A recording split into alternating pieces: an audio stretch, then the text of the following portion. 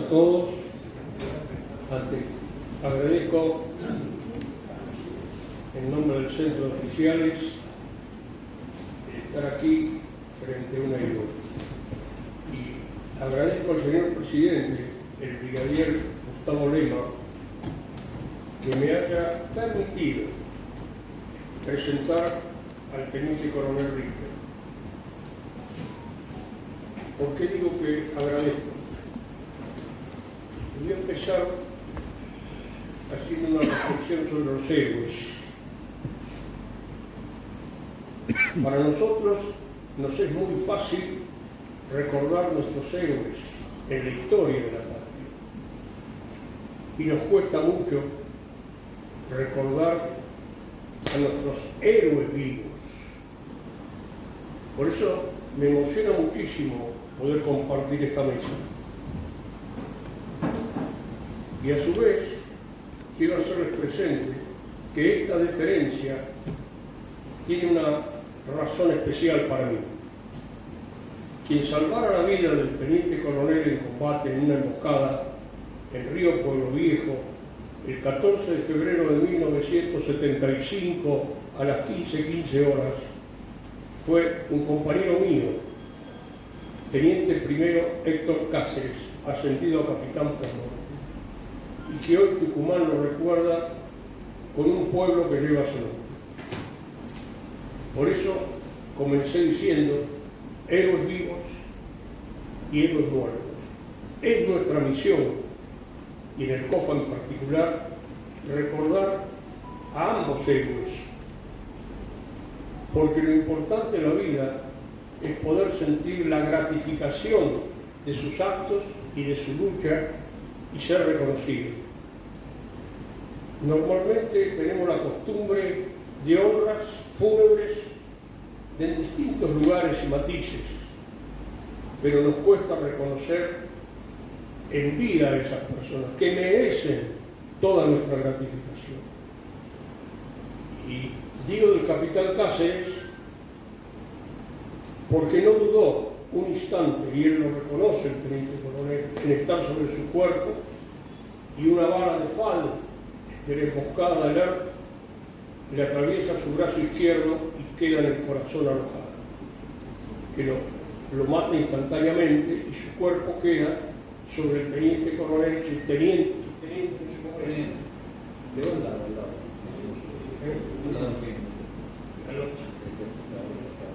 Tratando de tranquilizarlo para poder recuperar al hoy teniente coronel Richter. Así que, señores, no quiero extenderme, pero quiero darle el tono que me parece esta presentación merece, que es un sentimiento, una historia y una valoración que tenemos que tener permanentemente presente para poder hacer lo que pretendemos con esta patria tan sacudida y que ha olvidado, pareciera por interés, a sus héroes. Voy a leer la introducción del libro y los antecedentes del teniente coronel, a efecto de luego poder dar por iniciado su presentación. Rodolfo Richter nació en la ciudad de Córdoba en 1949. En 1970 egresó del Colegio Militar de la Nación como subteniente del Arma de Infantería, siendo destinado al Regimiento 14 de Paracaidistas. En 1974 realizó el curso Comandos y en 1975, con el grado de teniente, participó en la Operación Independencia contra la guerrilla en la provincia de Tucumán. Por desempeño en un enfrentamiento armado en el monte, recibió las medallas al heroico valor en combate y herido en combate. Después de un proceso de rehabilitación, siguió prestando servicios en el Estado Mayor General del Ejército. Se retiró en el año 93 con el grado de teniente coronel. Es doctor en Ciencias Políticas y hasta febrero del 2022 estuvo a cargo de la Cátedra de Historia de las Ideas Políticas 3 en la Facultad de Ciencias Sociales de la Universidad Católica Argentina. Es autor de Lucha Armada, el PRTR y condiciones revolucionarias y coautor, junto con Carlos Gavetta, de Enemigos. Dos protagonistas reflexionan hoy sobre la violencia de los 70. Quiero agradecer su paciencia por escucharme y ponemos al teniente coronel León a cargo de la continuación de la presentación.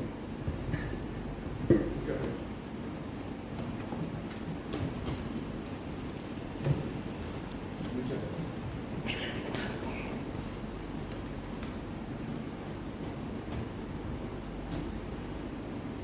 Buenas tardes a todos, muchas gracias por la presencia, especialmente a los consocios de COFA, a las autoridades presentes y a los camaradas que respondieron con su presencia a la invitación a esta presentación. No se preocupe, pese a que tiene muchas páginas, la presentación va a ser muy breve. Pero como no, hace tiempo he perdido el control de la emoción, ahora leo. Es la única manera de poderme hacer entender.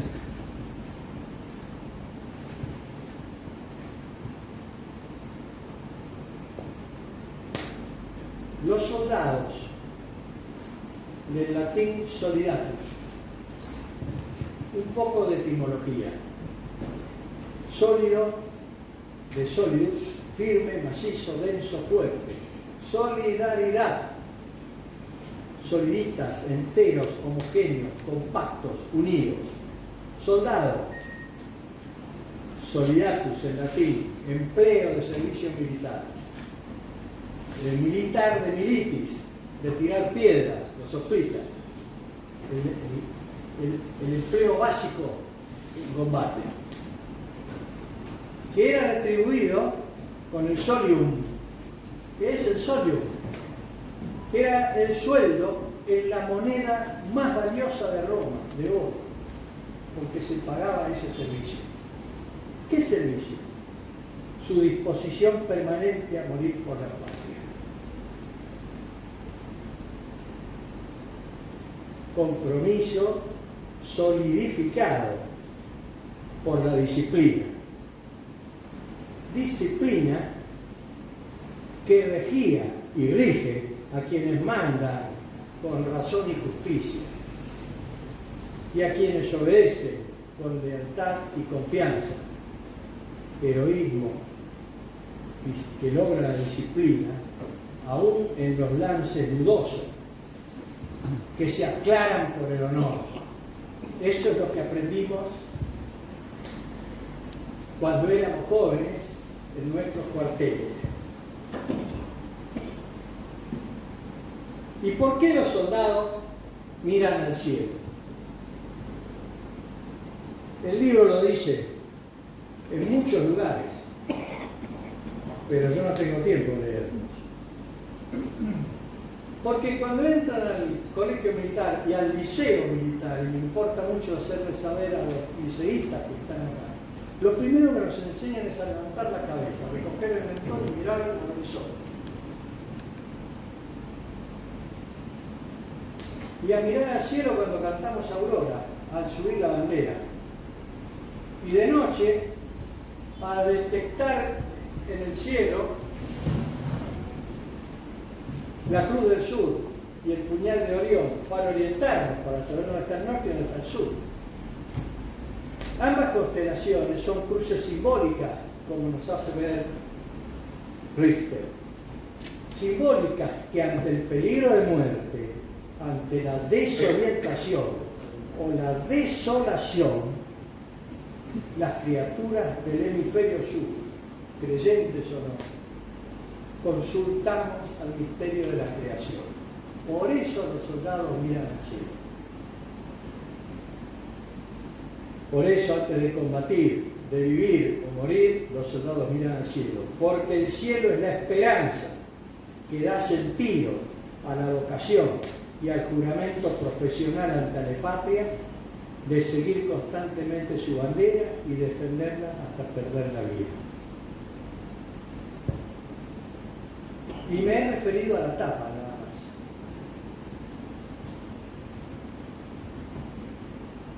más. A la solapa no me voy a referir porque nos ha presentado don Juan Carlos Eliano. Y porque conozco al autor desde su ingreso al colegio militar. Porque ambos somos infantes, con idénticas especialidades, paracaidismo y comando, porque compartimos destinos en 1975 y en 1984, porque me honra su amistad y el honor de muchos amigos comunes.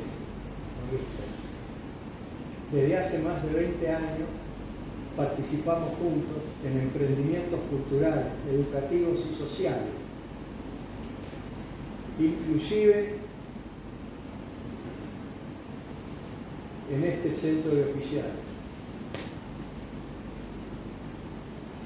He leído todos sus libros, inclusive el que le he traído como recuerdo de nuestros intercambios en 1997, cuando usted me mandó que yo era jefe del regimiento 19 para que se lo corrigiera.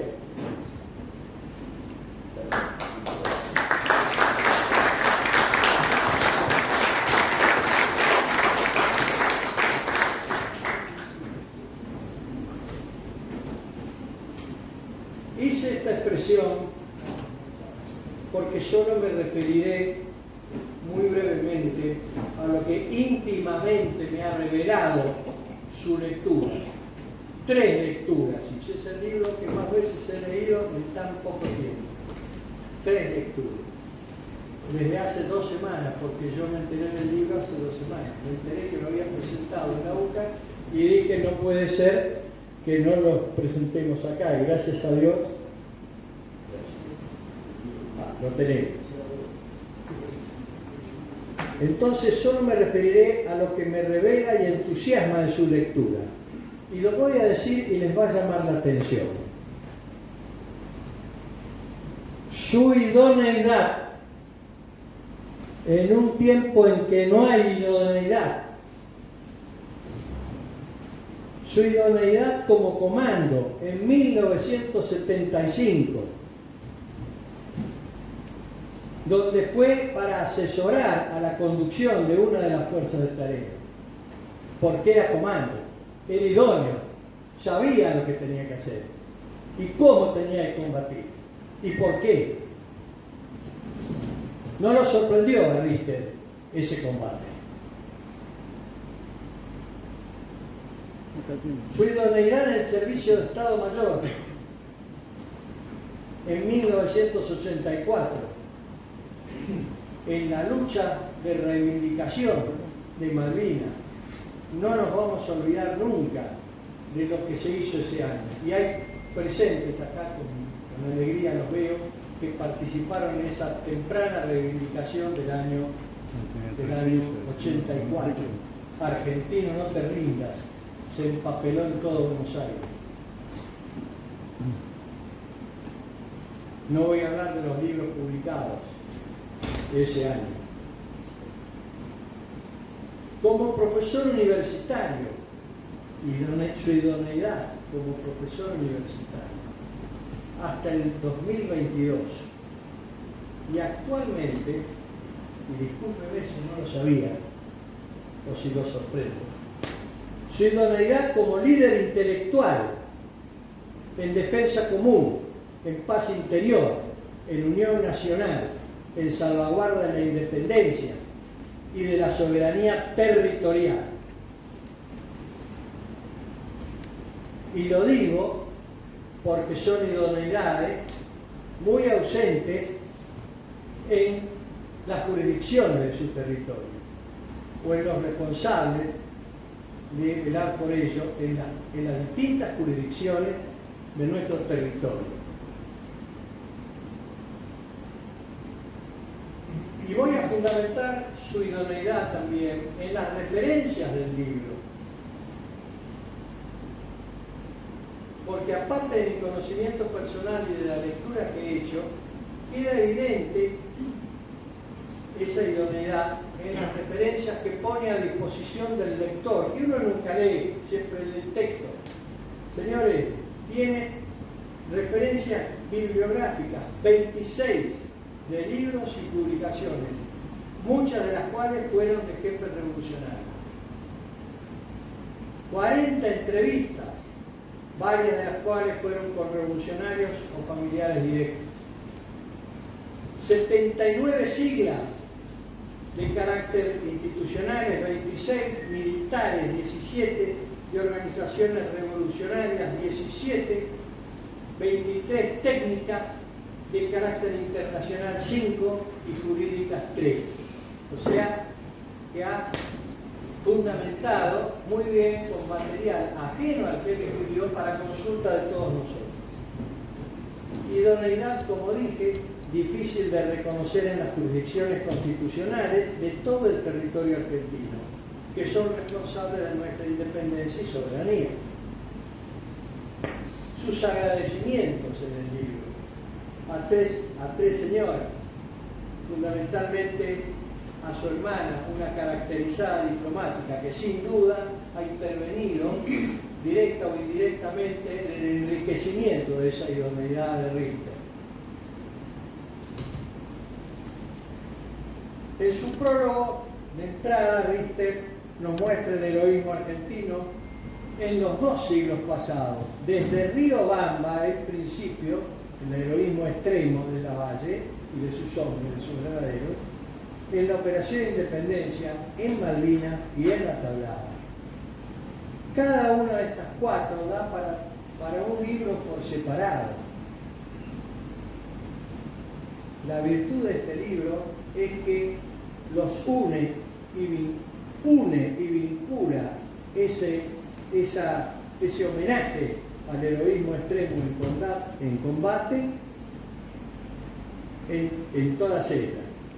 Heroísmo no reconocido o ignorado por la ciudadanía o por gran parte del pueblo argentino, que no del gran pueblo argentino, porque ya ni sabemos cuál es el estado de nuestra población, que nuestro himno denominaba gran pueblo argentino. Los capítulos, no los voy a referir, son 10 capítulos cuyos títulos: Un combate lejano, el de Riobamba; Día de enamorados, Pueblo Viejo; Un puñado de soldados del arma de ingenieros en Manchalá; Los rodillas negras del regimiento 28; Los comandos anfibios en la recuperación de Malvinas; Una carga sobre el mar, valor y soberanía; las secciones Tevez en el combate de Darwin; los helicópteros en Malvinas; el sargento Mario Perro Cisneros y el combate de la Tablada. Cada uno de estos capítulos da para un libro y 2 horas de exposición por lo menos, porque todos los capítulos nos dejan sembradas fecundas enseñanzas, como semillas, fecundas enseñanzas, cuya lectura me revela, y esto es muy íntimo, muy personal, no lo dice en ningún lugar textual el autor, su lectura me revela que tanto la guerra revolucionaria como la guerra de Malvinas responden a políticas de dominación de nuestra independencia y soberanía nacional por parte de sistemas de intereses muy complejos y muy potentes, actuantes. En nuestro caso, no me animo a pensar que desde antes de 1816, que es lo que nos obliga nuestra declaración de independencia.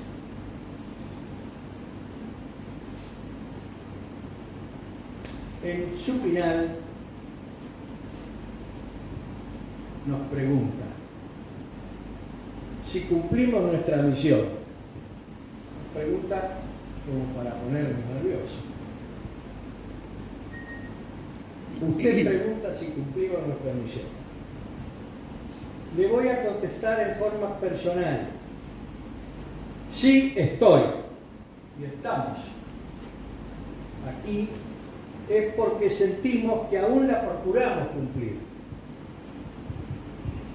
plenamente conscientes que a los ponchazos y con alambres, para colmo, en mi caso particular sobre todo, enceguecido por la ignorancia, confundido por los falsos profetas, aferrados por las urgencias, atraídos por algunos cantos de sirenas, atrincherado en mis propias jactancias y urgido por la brevedad de la vida, que asusa más todavía mis vanas vanidades. No sé si interpreto a algún otro, pero eso es lo que yo pienso y se lo digo como respuesta. Por eso, su lectura me hizo esa revelación que acabo de difundir, que esta guerra revolucionaria y de Malvinas respondió a políticas de la dominación. Y leer su libro conmovió mis experiencias de vida y renovó la necesidad de continuar el sentido de nuestro común devenir de soldados. Desde el heroico lema Dios y patria o muerte de los comandos, al actual patria y unión de los retirados y reservistas asociados a este centro de oficiales retirados de las Fuerzas Armadas. Muchas gracias.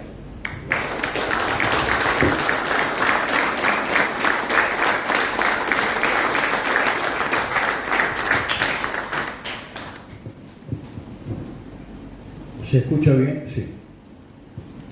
Bueno, voy a hacer algunas aclaraciones. El teniente coronel León se refirió al trabajo mío en la aclaración sobre la verdad histórica de la violencia de los 70 y también de Malvinas, pero debo reconocer, y es justo que así sea, de que hay camaradas que en esta guerra cultural han hecho mucho más que yo. Me refiero a Jorge Manuel Ruiz, Gugliel Mone, que ya no está, José D'Angelo, muchas mujeres de nuestros camaradas presos y otro más que, discúlpeme que en este momento me haya olvidado. En cuanto a las palabras anteriores, donde se refiere a que me entregaron una medalla que se llama al heroico valor en combate, por favor nadie piense que es una falsa humildad, porque tengo argumentos para refutarla. Yo me he comparado con al teniente Benito Cáceres, le dieron una medalla que se llama al heroico valor en combate. Cuando yo caí herido como jefe de la Junta de Infantería, todos los cuadros íbamos más adelantados en el orden de marcha. Era la orden que se había dado, pero aparte todos estábamos convencidos que así tenía que ser, porque Lear decía que nosotros mandábamos a los soldados al frente como carne de cañón. Y yo me tomé la libertad de mandarlo de hombre punta, no a un soldado como corresponde en un grupo. El grupo es la fracción más pequeña que tiene el ejército, que son 10 hombres, que generalmente va a órdenes de un cabo primero, y en este caso iba a órdenes de un teniente, que era yo, y al cabo primero Orellana, que lo conocía del regimiento 14 de paracaidistas, que estaba quedado con un grupo del regimiento de infantería Monte 28, lo mandé de hombre punta. Cumplió la orden, como digo textualmente en el libro, con la mayor naturalidad.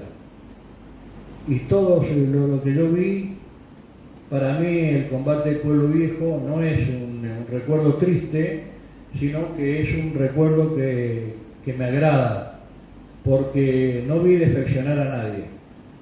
Siempre que hay una empresa se espera de que alguien afloje, es lo normal, ¿no es así?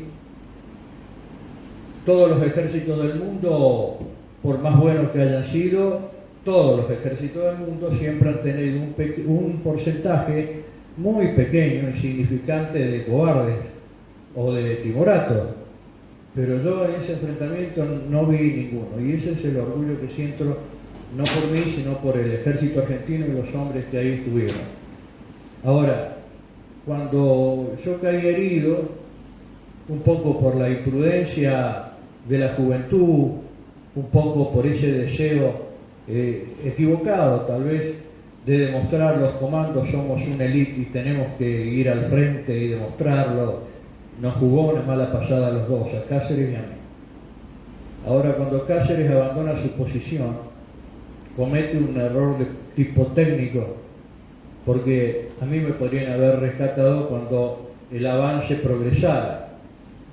Pero un error de tipo técnico no puede descalificar a la ética, porque la técnica está subordinada a la ética.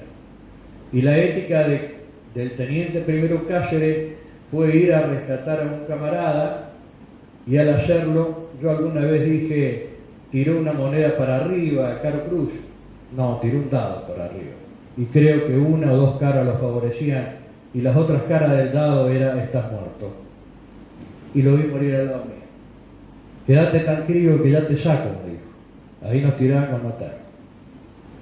A él le dieron una condecoración que es muerto heroicamente en combate.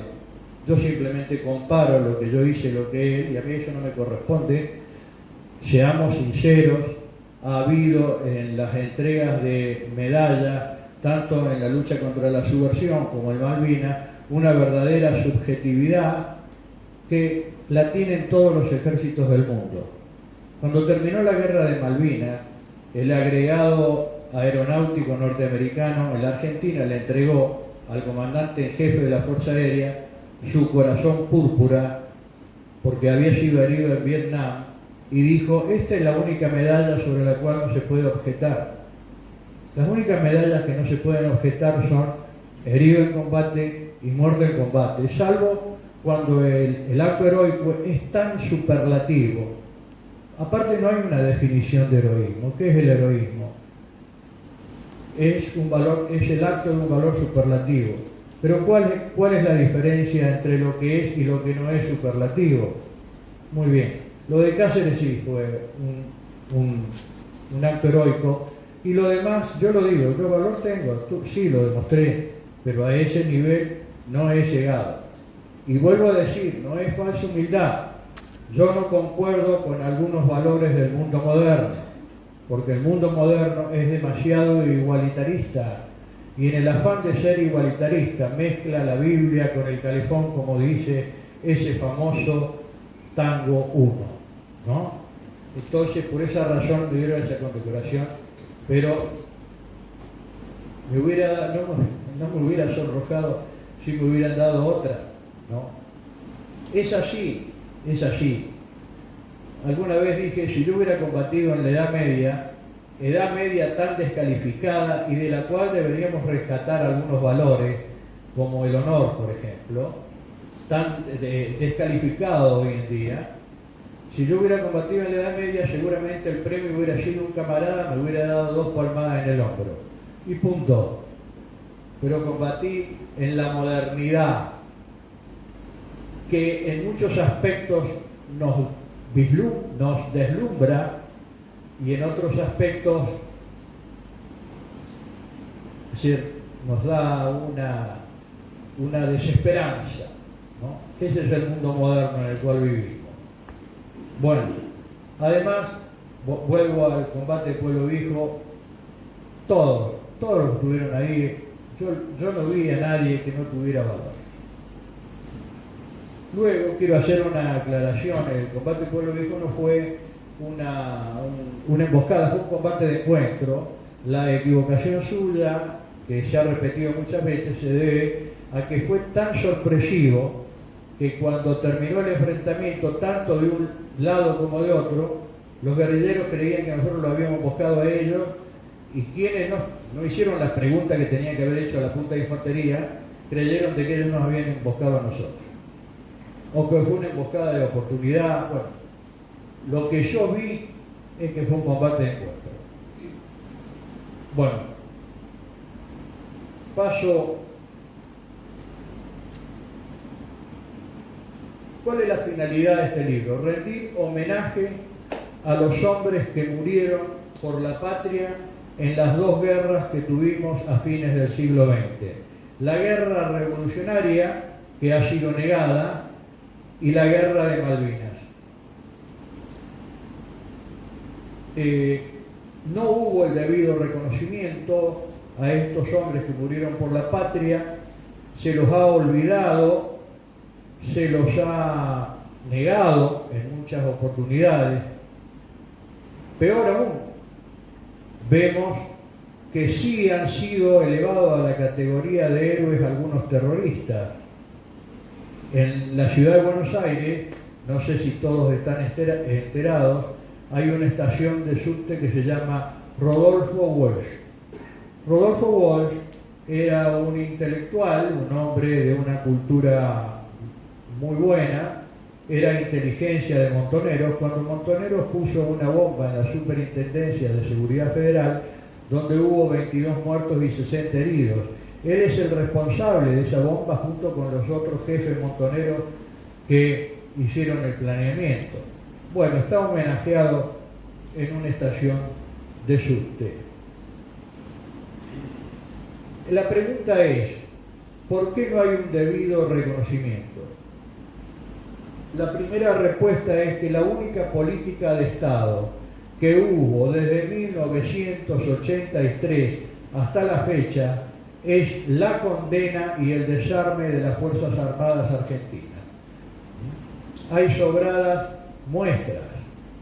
Alguien podrá decir, bueno, pero recuerde que en la lucha contra la subversión se combatió también por métodos ilegales, que fueron métodos aberrantes, que fueron métodos crueles, y es cierto, hubo desaparición de personas, hubo tortura. Eso se puede entender por qué sucedió, pero evidentemente no se puede justificar. Pero por esos hechos fueron juzgados los comandantes a cadena perpetua, fueron condenados a cadena perpetua, algunos murieron en prisión, y después vino algo que fue sabio en su momento, la ley de punto final y obediencia debida, que de alguna forma tenía un respaldo legal, porque hay un artículo del Código de Justicia Militar que dice textualmente: el que cometiera un delito en el cumplimiento de una orden, así era en esa época, para nosotros, para los guerrilleros y para todos los ejércitos del mundo, el que cometiera un delito en el cumplimiento de la orden, el responsable es el que dio la orden, y el que la cumple solamente es responsable si se ha excedido en la misma.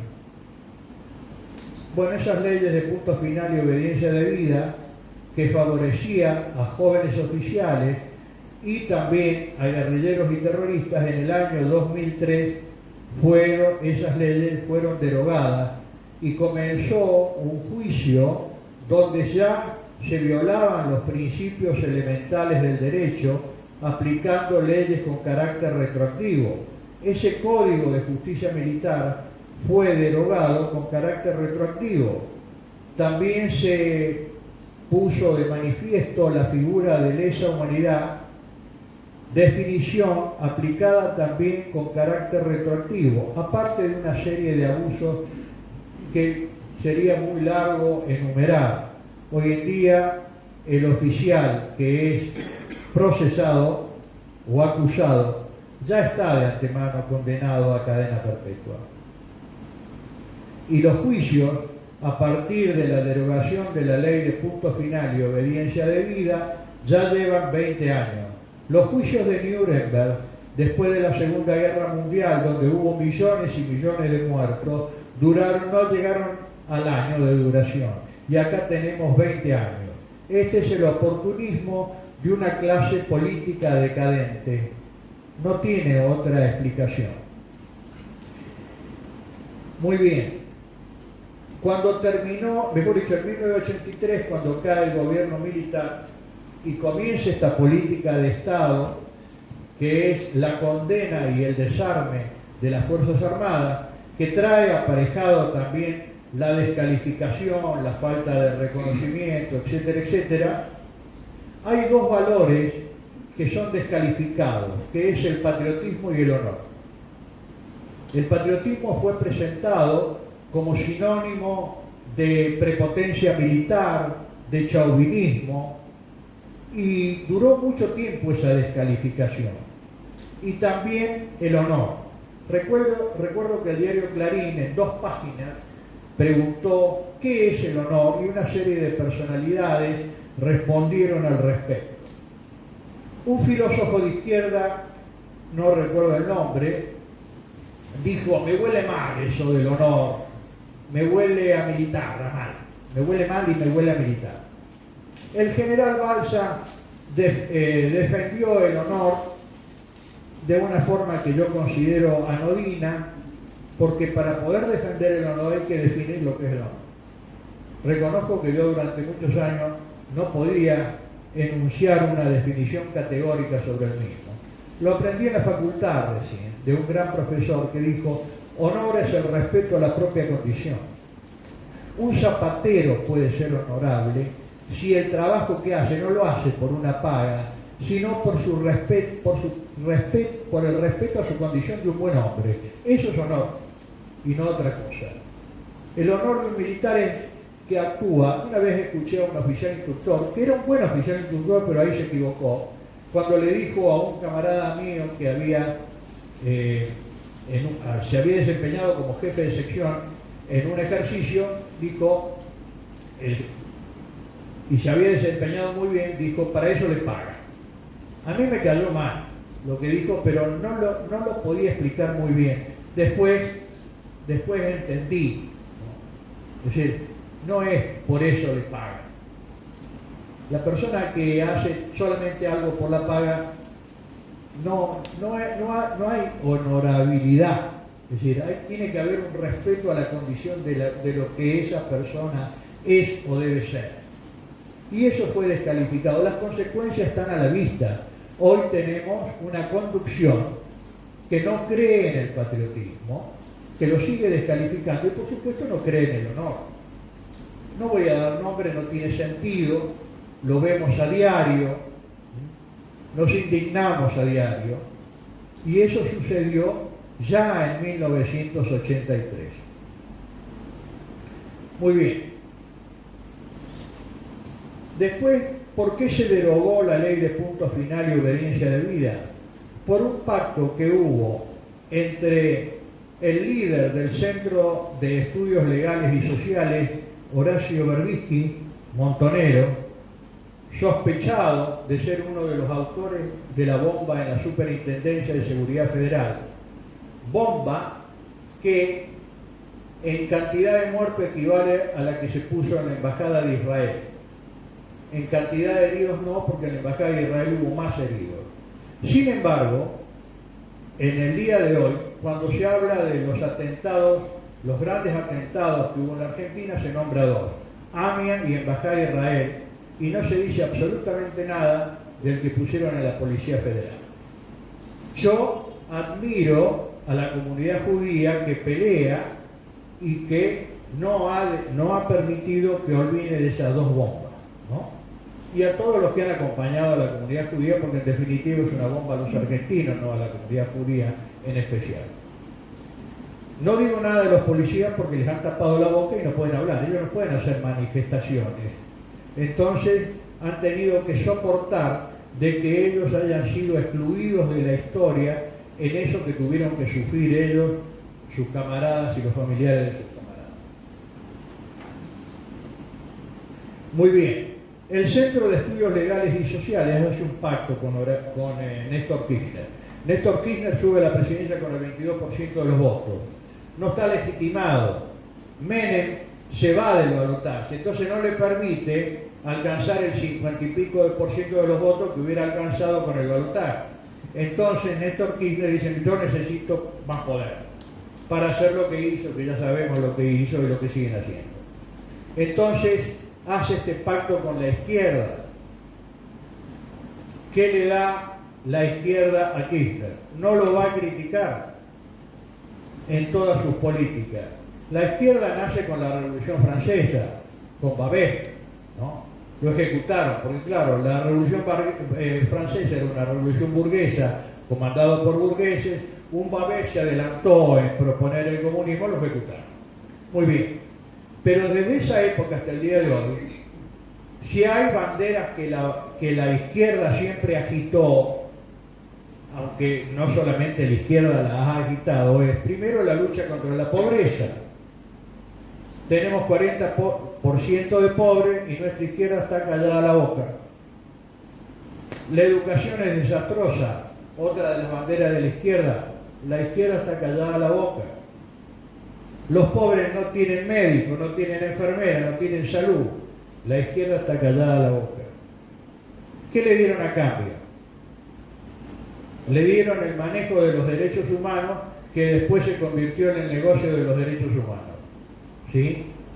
Y la causa de camaradas presos también. Me toca, en el combate de Pueblo Viejo, los 2 guerrilleros que murieron, en el año 2009, 30 y pico años después, cuando el PRT nunca había acusado al ejército porque esos guerrilleros hayan sido asesinados, en la Secretaría de Derechos Humanos los hizo figurar como asesinados y los anotó en el registro unificado de las víctimas del terrorismo de Estado y los pusieron en el Parque de la Memoria de la Ciudad de Buenos Aires. Porque ¿quién era el secretario de Derechos Humanos? Eduardo Luis Duhalde, no el que fue presidente, sino que el que siempre trabajó en la defensa de guerrilleros y terroristas. Eduardo Luis Duhalde no es un hombre de los derechos humanos, es básicamente un terrorista, y le digo por qué. Porque fundó en Nicaragua el movimiento Todos por la Patria, organización que atacó el cuartel de la Tablada. El MTP, cuando se presenta acá en la Argentina para captar adeptos, se presenta como un amplio espectro de la izquierda o del progresismo. Sin embargo, Gorriarán Merlo, en su libro Memorias de Gorriarán Merlo, dice: no, pero nosotros éramos los mismos y reivindicábamos la lucha armada. Lo dice textualmente. Obviamente, Eduardo Luis Duhalde, que los conocía y conocía a Gorriarán Merlo, y más, si es el fundador del MTP en Nicaragua, sabía perfectamente que era una organización terrorista y que se preparaba para una acción armada. Bueno, ese hombre fue secretario de Derechos Humanos, con lo cual creo que para hablar de derechos humanos ya como muestra vale un botón. Muy bien, ¿por qué no nos procesaron? Y se les escapó un detalle. Paradójicamente, los documentos de nuestros enemigos nos salvaban. ¿Cuál era? La revista Estrella Roja y la revista El Combatiente. Estrella Roja de ELER y El Combatiente del Partido Revolucionario de los Trabajadores, que decía que esos hombres habían muerto combatiendo. Si no, nos hubieran puesto en prisión para que haga el curro de los derechos humanos, porque para los familiares de uno de esos guerrilleros se erogaron al precio de hoy 74 millones de pesos. Eso está comprobado por una investigación que hizo José D'Angelo. Yo en su momento no me atrevía en algunos programas que fui invitado de denunciar, digo, porque en una de esas sabemos que se ha erogado ese dinero, pero no tengo las pruebas, pero ahora D'Angelo tiene la prueba. Y hay algo más. ¿Por qué al otro guerrillero llamado Láser no le dieron nada? Porque el hermano de ese guerrillero traicionó a Leer, y por eso Leer lo mató, y 30 y pico de años después la Secretaría de los Derechos Humanos, cuando Leer ya no existía, se suma a la venganza de Leer y entonces no lo pone a Láser para que reciba también a precio de hoy 74 millones de pesos, que seguro alguien cobró la comisión por la gestión. Muy bien, mientras tanto, nuestros hombres siguen olvidados. Muy bien.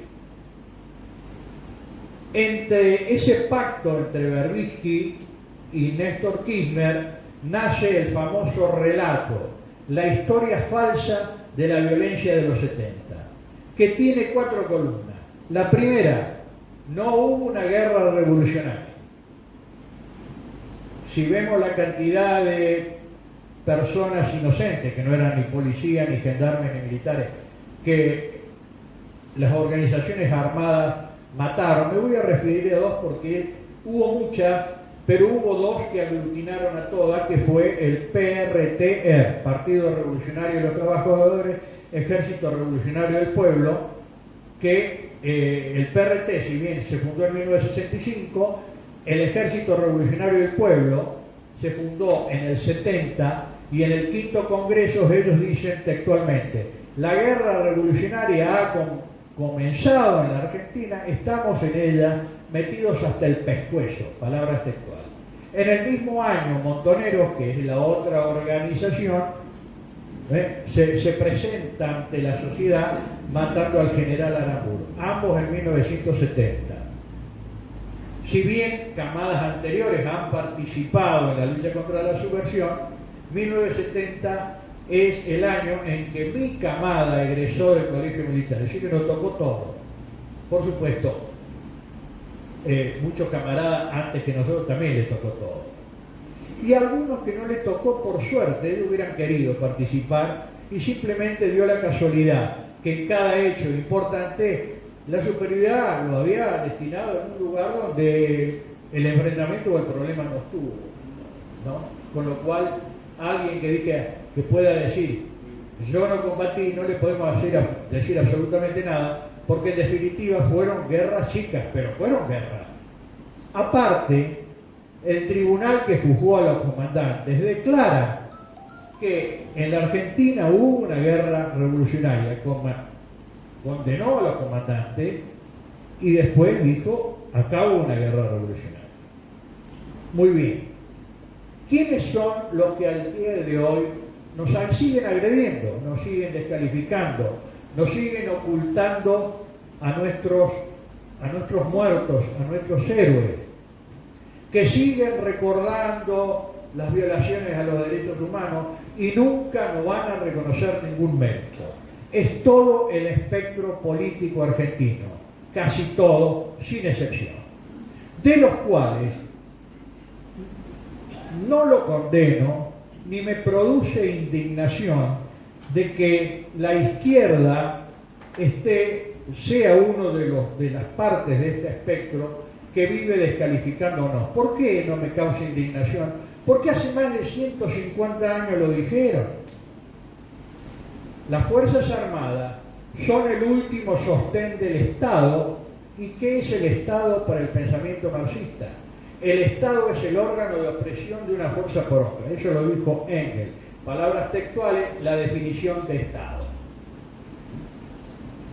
La historia de la humanidad es la historia de la lucha de clases entre los opresores y los oprimidos. Que nacen los opresores cuando se apropian de los medios de producción y el oprimido es el que solamente tiene la fuerza de trabajo.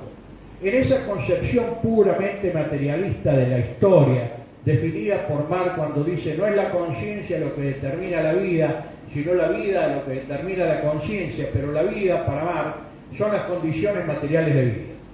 Si uno acepta estos primeros postulados del marxismo, todo lo demás está tan bien encadenado que todos deberíamos ser marxistas, pero resulta que los primeros postulados son falsos, porque no, en muchos casos la vida determina la conciencia y en otros casos la conciencia determina la vida. Y aparte, la explotación del hombre por el hombre no se debe solamente a cuestiones puramente materiales, sino se puede dar por cuestiones que están dentro del área del espíritu y no de la materia, ¿no? Pero vuelvo a recalcar, ellos ya lo dijeron, la Fuerza Armada es el último sostén de la clase opresora, ¿no? Si apaga la luz no nos vamos a prender, hablamos un poquito más fuerte y nada más.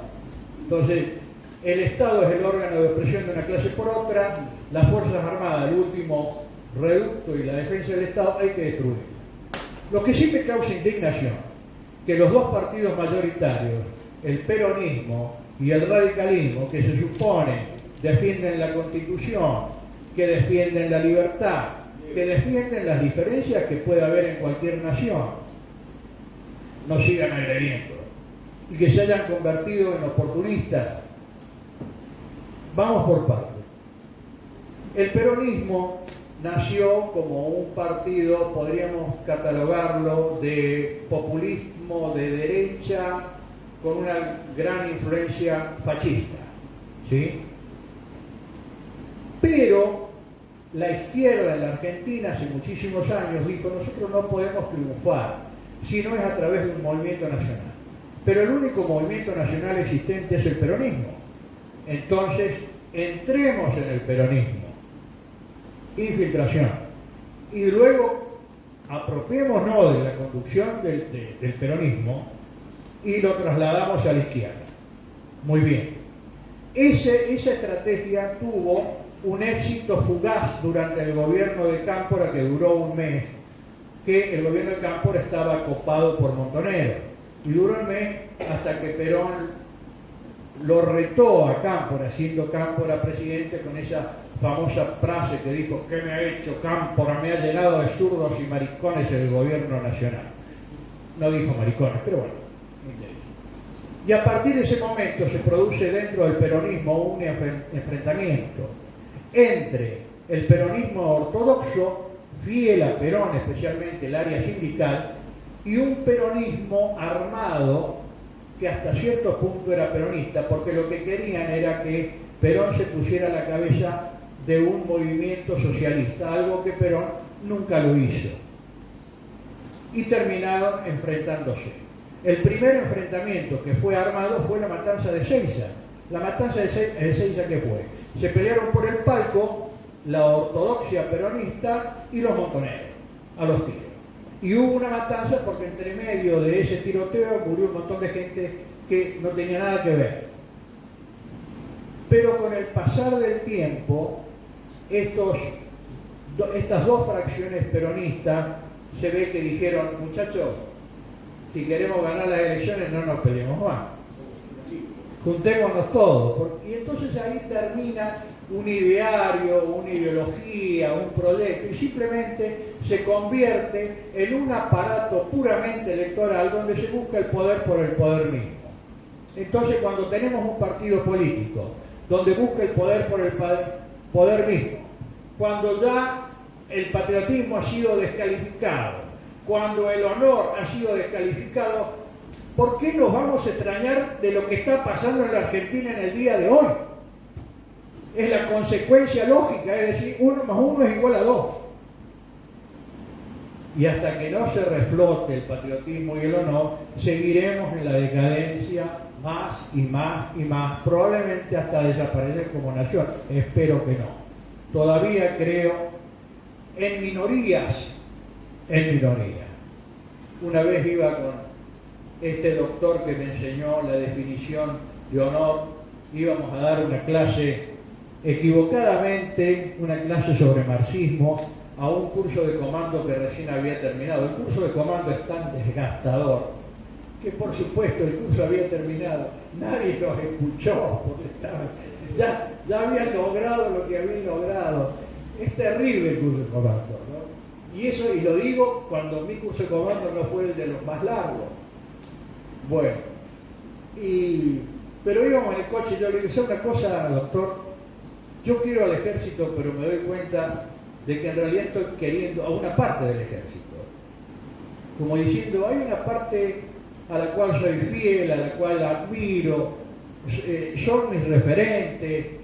Y yo digo, ellos del ejército, pero hay otros que no son tan así.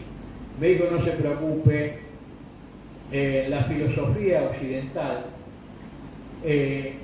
quienes construyen o hacen algo son siempre una minoría. Y ese pensamiento, que puede ser elitista, lo tiene todo el espectro político de la civilización occidental. Si uno lo lee a Lenin, dice: la conducción es una intelectualidad burguesa. Lo que él está diciendo es: la revolución rusa está conducida por una intelectualidad burguesa que somos nosotros, que somos los que le enseñamos al proletariado qué es el comunismo, qué es el marxismo, quiénes son los opresores y qué son los oprimidos. Bueno, el paraíso terrenal que pretende el marxismo es: cuando venga la revolución, se instaura un estado que se llama dictadura del proletariado, que tiene por objetivo terminar con los últimos vestigios del poder burgués, que no es fusilando a los burgueses, sino se le quitan los medios de producción, se proletarizan todos.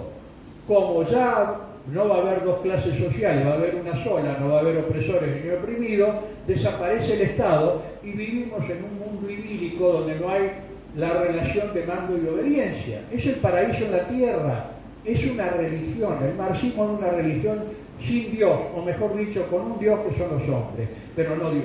Es más, ellos lo dicen, el hombre se crea a sí mismo. El hombre no es creado por Dios, se crea a sí mismo.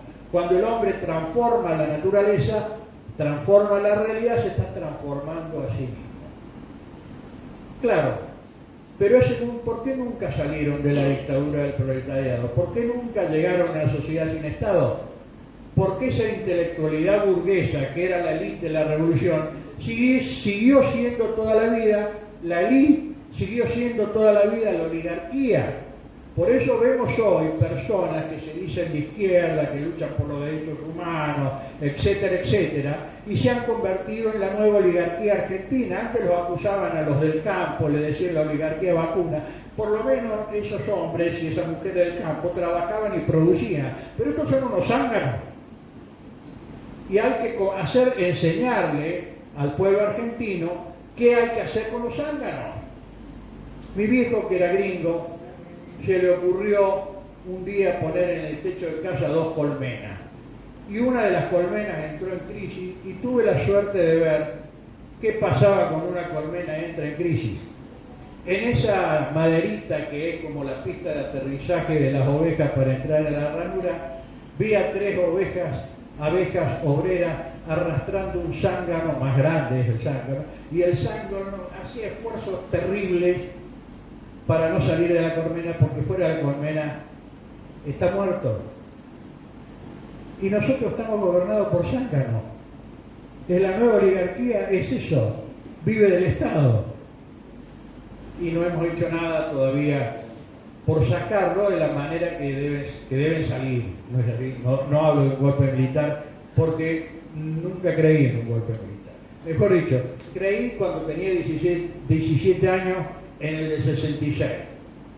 Cuando me tocó una mala experiencia en Córdoba siendo subteniente, ahí dije, no, esto no puede ir más. Con un camarada mío que se llama Tomás Víctor Fernández, fuimos con uniforme de gala a la Plaza San Martín. Cuando nos íbamos acercando a la Plaza San Martín no había ninguna bandera argentina, eran todas banderas rojas de LER y las negras de Montonero. Ingenuamente vimos un palco vacío y dijimos, ¡pum! Un palco vacío, qué suerte, y nos subimos al palco.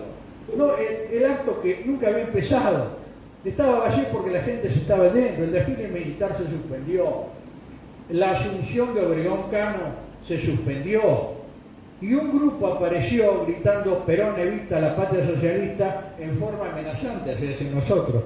Pero como veíamos que no se decidía, nos quedamos ahí, porque si nos vamos esto se envalentona. Y apareció otro grupo que venía gritando Perón evita la patria peronista, se agarraron a trompadas entre ellos, nosotros nos fuimos. Cuando llegamos al regimiento, por supuesto, no íbamos a hablar de política porque éramos subtenientes antes de que no hablara un teniente primero, o un capitán o un mayor, porque si nos animábamos a hablar de política o dar una opinión política, el teniente primero hubiera dicho subteniente que dice la boca. Entonces, pero escuchábamos. Y escuchamos lo mismo que sentimos. No, nunca más golpe militar. Desgraciadamente vino el golpe del 76, que yo creo que los principales responsables no fueron los militares, sino los políticos. Por cobardes, no querían agarrar la papa caliente que era el país en su momento. No querían agarrar la papa caliente, tenían miedo que los maten. Entonces, dijeron, bueno, que los militares se hagan cargo. Y todo el mundo recibió el golpe militar. No es cierto de que hubo gente que vivó a los militares, tampoco hubo que se opusieron. Todos tuvimos la misma sensación, una resignación diciendo, no hay otra cosa. No hay otra cosa. Y sucedió lo que sucedió. Entre nuestros oficiales superiores había quienes sabían lo que era una guerra revolucionaria y quienes no sabían lo que era una guerra revolucionaria. Si todos hubieran sabido lo que era una guerra revolucionaria, en vez de miles de desaparecidos, hubiéramos tenido 500 fusilados con alguien que firmara, que desgraciadamente no se hizo. porque no comprendieron lo que era guerra revolucionaria y no comprendieron que no es suficiente ganar a los tiros, sino después hay que ganar la paz. Y para ganar la paz no hay que dejar secuelas. Si yo dejo un desaparecido, ya tengo una familia en contra, porque nadie soporta eso, nadie digiere eso. Bueno,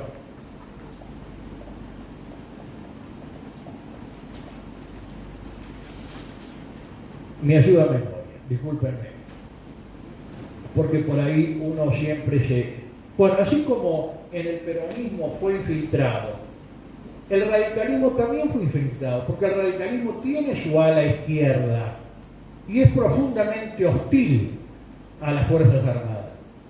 Lo que pasa es que esa izquierda radical parece que es un poco más elegante, nada más. Pero sabemos que lo más destacado de la izquierda radical fue la coordinadora de jóvenes radicales,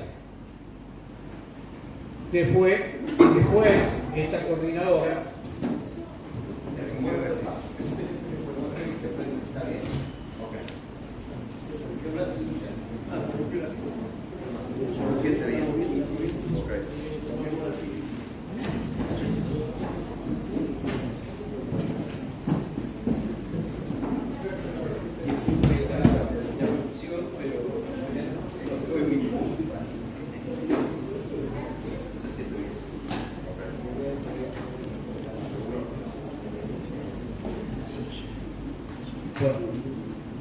¿Puedo continuar ya?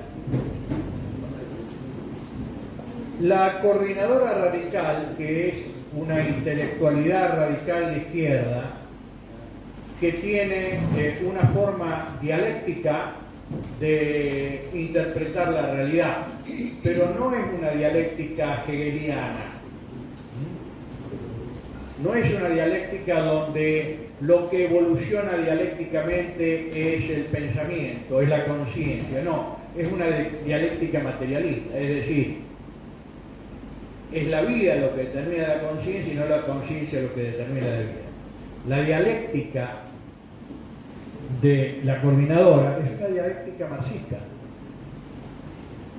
Y la coordinadora radical fue la que llevó a la presidencia a Alfonsín. En el año 1975, Alfonsín se entrevista con Santucho. A diferencia del peronismo, el radicalismo no creó el PRT, pero cuando Alfonsín se encuentra con Santucho, el jefe del PRT, ambos hacen mención a sus raíces radicales. Y la mayoría de los jefes del PRT son de familia radical, además de tener un trato muy amable uno con otro. Pero hay algo más. El ataque a la tablada. En el ataque a la tablada, la coordinadora radical es harto sospechosa de ser cómplice de ese ataque. El mismo Gorriarán Merlo lo dice en su libro Memorias de Gorriarán Merlo.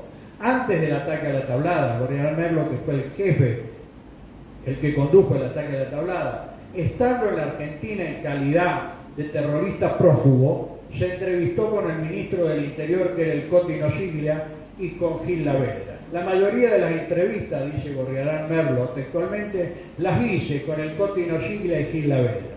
Dos señoritos hoy en día. Y cuando se hizo el juicio contra los atacantes de la tablada, solamente se habló de lo que sucedió dentro del predio, pero no de lo que podía haber, lo que sucedió fuera del predio, porque si no se tendría que haber investigado cómo hicieron los atacantes para meter armas antitanques de origen ruso que le habían entregado a Nicaragua. ¿Por qué no se investigó lo que los servicios de inteligencia venían diciendo? Estamos casi seguros que el PRT no es un espacio amplio del progresismo, sino que es la reconversión del Ejército Revolucionario del Pueblo. ¿Cómo terminó todo?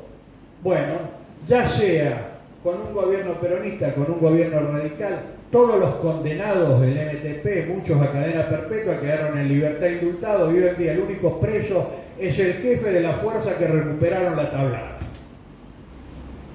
del general Arrillaga. Es el único preso por la tablada. Si eso no es una agresión a las Fuerzas Armadas, entonces ¿qué es? Y hay otro elemento, hay un tercer elemento, o podríamos decir segundo, el espectro político por un lado y este otro, que me parece que ha intervenido en conspirar en el desarme y en el desprestigio de las Fuerzas Armadas. Y ese elemento se llama Gran Bretaña. Nosotros hemos sido colonia de Gran Bretaña, no en el aspecto formal, pero hemos sido. Lord Trafford, que fue un embajador inglés en Portugal, y cuando Portugal fue invadido por la tropa napoleónica y toda la corte portuguesa se fue a Brasil, él se instaló en Brasil. Y estaba relacionado no solamente con Brasil, sino con Uruguay y la Argentina. Una vez le preguntaron, ¿cuáles son las mejores colonias que tiene Gran Bretaña? Y él respondió, las del Río de la Plata, porque se gobiernan solas. Muy bien, Gran Bretaña ha dejado acá en la Argentina un montón de huevos de serpiente que ahora trabajan para Gran Bretaña. No nos olvidemos de que cuando terminó la guerra de Malvinas, nosotros nos sentimos humillados. Suponíamos de que los ingleses se sentirían muy orgullosos y reconfortados, pero no era así, porque si no, Winston Churchill III, el nieto de Winston Churchill, dijo: hay que sumir a la Argentina en el fango de la humillación. ¿Por qué lo dijo? Porque Gran Bretaña tuvo en esa guerra muchas más pérdidas materiales y humanas de los que ellos nunca se imaginaron. Y entonces parece que tienen algo que cobrarse todavía con nosotros. Y yo sospecho que hay dos teorías. Uno dice, no hace falta que nos quiten el territorio porque, aunque sigan siendo supuestamente, entre comillas, de soberanía argentina, ellos pueden sacar de la Argentina lo que se les dé la gana. Y la otra es, no, corremos el riesgo de que nos quiten un pedazo de territorio, o alguien aparezca y segrega un pedazo de territorio con la tecnología moderna. A lo mejor 4 gatos locos dicen, esta provincia es soberana, y en términos de hora aparecen 4.000, 5.000, 10.000 mercenarios con la alta tecnología de la época y no lo sacamos más. Eso puede ser. Además, hay algunos otros indicios. El Centro de Estudios Legales y Sociales, la organización de derechos humanos más poderosa que hay en la Argentina, la que más ha atacado a las Fuerzas Armadas argentinas, cuyo líder es un terrorista, Horacio Berbisky. Si uno entra en la página web, y si no la han cambiado, les invito que entren en donde dice el CEL y vayan a los apoyos del CEL, a quienes auspician el CEL, a quienes ponen dinero por el CEL. Hay un montón de organismos internacionales muy poderosos. Pero ¿sabe quién se destaca entre ellos? Y el mismo CEL lo pone, la Embajada Británica en la República Argentina. Debemos concluir de que la Embajada Británica en la República Argentina está preocupada por los derechos humanos de los argentinos. Me da, como menos, un poquito de risa. Entonces, desarme de las Fuerzas Armadas y descalificación de las Fuerzas Armadas no es solamente producto del ideologismo de la izquierda, del oportunismo de los grandes partidos argentinos, sino también de una potencia que nos tiene como enemigos, y nosotros o nuestros conductores políticos o no les interesa o no han reparado de que es una potencia enemiga. Y esa es la razón por la cual dentro de esta descalificación de las Fuerzas Armadas está el olvido y la negación de los que murieron, y muchos murieron heroicamente en defensa de la patria. Y voy a dar un ejemplo. Giachino. Los que son grandes sabrán de que Giachino es el único oficial, el único argentino que murió el 2 de abril, que era un comando anfibio. Hoy en día la juventud no debe saber quién es Giachino, pero aparte, tampoco sabíamos cómo murió Giachino. Cuando desembarcan los comandos anfibios, no es un solo grupo, son dos grupos. Uno tiene el núcleo más grande, a órdenes de Sánchez Savarots, va al cuartel de los Royal Marines para tomarlo, creyendo que estaba bastante a las afueras de que en ese momento era Puerto Estable. Y otro grupo minoritario, con 16 comandos anfibios nada más, tenía que tomar la casa del gobernador. El grupo que va al cuartel de los Royal Marines cae en el vacío. ¿Por qué? Porque todos los Royal Marines estaban en la casa del gobernador. Y los que iban a tomar la casa del gobernador eran 16, pero hay algo más. ¿Sabían ustedes que la orden de los comandos anfibios era cumplir la misión y tomar los objetivos sin producir una baja al enemigo? Es inaudito en la historia militar universal. Por supuesto, cuando por el micrófono un oficial de la Armada le dice: Mitterrand, ríndase, somos fuerzas argentinas, venimos a tomar las islas, le aseguramos la seguridad para usted y la familia, responde desde la casa y de zonas aledañas con una lluvia de balas. Y los comandos anfibios siguen intentando el cumplimiento de la misión en esos términos, tirando al techo de la casa.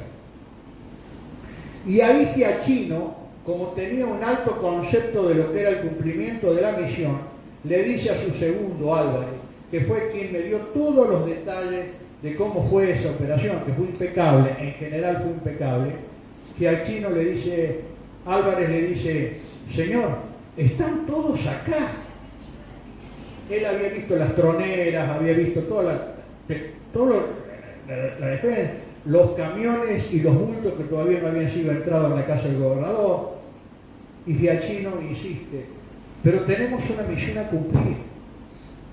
Y con su grupo asalto corre hasta la casa, no sé cómo llega, quiere romper una ventana, rompe una ventana, pero no puede entrar. Él creía de que a lo mejor, si lograba llegar hasta donde estaba el gobernador, lo iba a convencer, y cuando se abre una puerta, una larga ráfaga de armas automáticas lo viene y él grita: Cristina, me muero.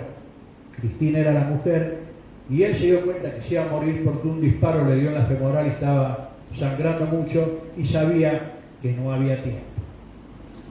Entonces, no debería la juventud argentina hoy en día, donde vemos conductores de la nación que abandonan su misión, no deberían saber lo que significa el cumplir la misión a costa de la propia vida. ¿Quién lo conoce a Giachino? Nadie, porque hay que ocultarlo.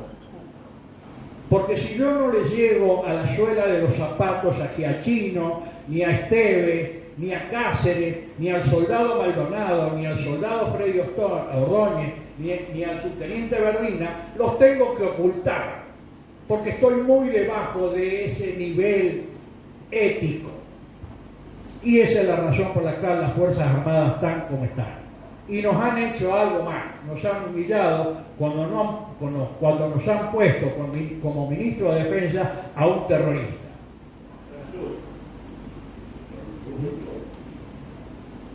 Muy bien.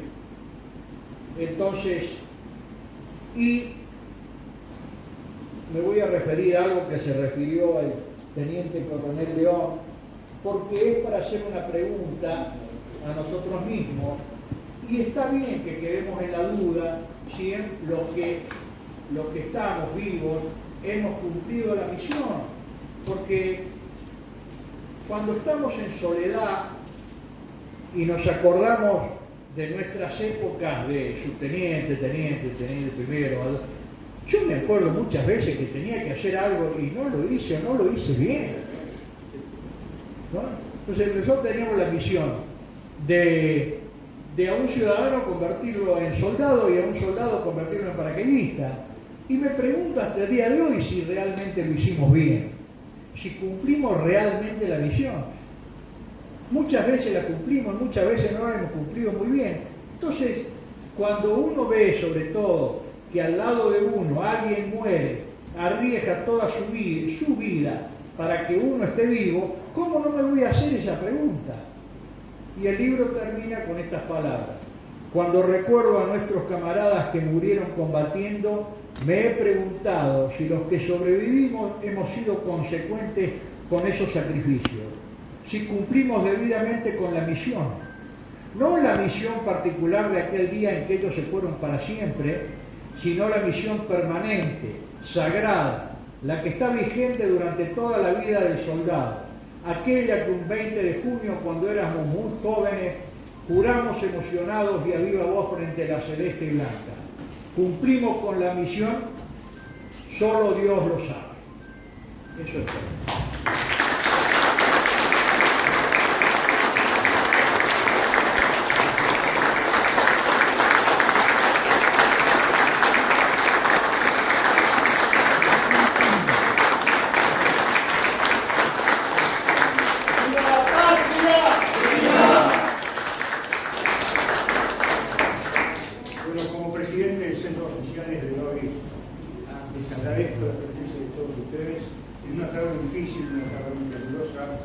Hoy iniciamos nuestras actividades, como ven, empezamos fuerte, seguramente no los hemos defraudado.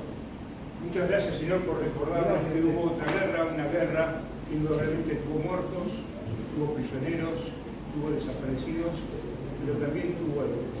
Hoy contamos con ellos. Muchas gracias.